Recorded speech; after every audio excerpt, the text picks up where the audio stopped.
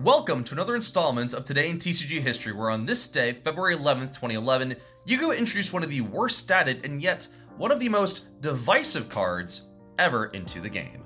So let's set the scene. Overseas in Japan, Storm of Ragnarok releases in November 2010 and introduced very powerful legacy support for 6 Samurai. This support rocketed the deck to a nigh unbeatable status, either you were playing it or trying to find a strategy that could beat it. Not only was the deck very efficient and consistent, their new ace monster Xian was a house. Good stats and negation abilities meant it was a pain to get rid of.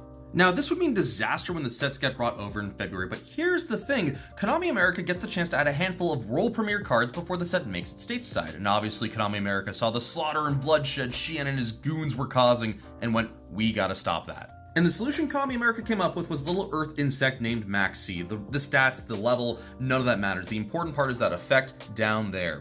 Every time your opponent special summons this turn, you can draw a card.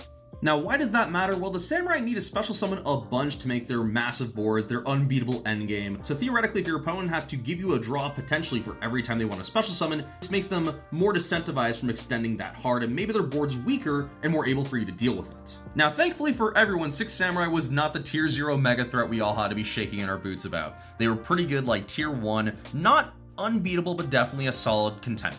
MAXX C would snuggle into sideboards against these decks that wanted to special summon not just 6 Samurai, but also stuff like Synchro Cat and the litany of other special summon heavy decks of the era.